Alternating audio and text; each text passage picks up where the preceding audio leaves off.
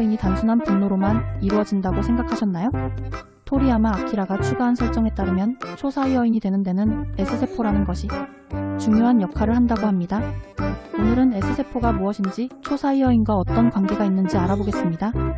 S세포는 모든 사이어인이 태어날 때부터 소량 가지고 있는 특수한 세포입니다. 이 세포의 수가 일정량 이상 늘어나야만 초사이어인이 가능하다고 하죠. 그렇다면 S세포를 증가시키는 방법은 무엇일까요? 바로 평온한 마음입니다. 평온한 성격을 가지고 있거나 평온한 환경에서 자란 사이어인은 자연스럽게 S세포가 많아지게 됩니다. 손오공은 초사이어인에 성공하기까지 꽤 오랜 시간이 걸렸습니다.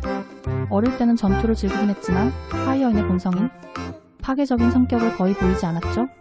그러나 평온한 마음만으로는 부족합니다. 초사이어인을 위해서는 강한 분노 같은 결정적인 계기가 필요했습니다. 손오공의 경우 크릴링이 프리저에게 죽으면서 극한의 분노를 느꼈고 이때 S세포가 폭발적으로 증가하면서 초사이어인으로 변신할 수 있었죠. 손오바는 어린 시절부터 매우 힘든 삶을 살아왔습니다.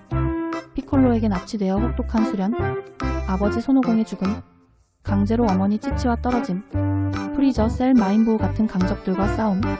이런 환경 속에서 손오바는 평온한 마음을 유지할 기회가 거의 없었고 그 결과 다른 혼혈 사이어인들에 비해 초사이어인으로 각성하는 속도가 느렸던 것으로 보입니다. 하지만 초사이어인으로 변신한 이후에는 S세포가 급격히 늘어나며 안정화되었고 특히 셀게임에서는 아버지보다도 강한 전투력을 보여주었죠. 손 오천과 트랭크스는 초사이어인을 너무 쉽게 해내서 팬들에게 충격을 주었습니다. 그 이유는 S세포가 선천적으로 많았기 때문입니다. 이들은 혼혈 사이어인으로 태어나면서 사이어인이 강한 유전자와 지구인의 감성적인 성격이 결합되었습니다. 트랭크스의 아버지인 베지터는 손오공과의 경쟁 속에서 S세포를 많이 증식시켰고 이 유전적 요소가 트랭크스에게도 영향을 미친 것이죠.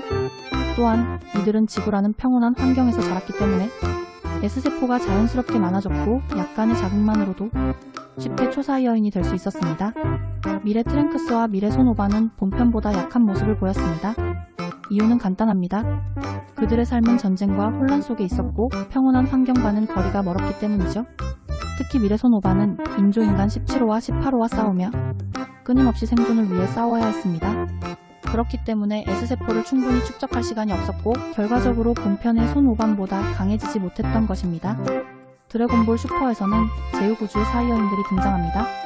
이들은 손오공이나 베지터처럼 극적인 사건 없이도 손쉽게 초사이어인으로 변신할 수 있었습니다. 이유는 바로 제우구주의 사이어인들이 전반적으로 평온한 삶을 살고 있기 때문입니다. 제7우주의 사이어인들은 전투 종족으로서 행성을 파괴하며 살았지만 제우구주의 사이어인들은 평화로운 환경에서 살아왔고 그 덕분에 선천적으로 S세포가 풍부했던 것입니다. 그래서 약간의 분노만으로도 초사이어인 변신이 가능했던 것이죠. 브로리는 초사이어인과는 조금 다른 경우입니다. 태어날 때부터 엄청난 전투력을 가지고 있었죠.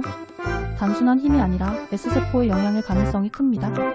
브로리는 불레선하고 평온한 성격을 가지고 있었지만 파라가스가 그를 가혹하게 다루면서 점점 폭주하게 되었습니다.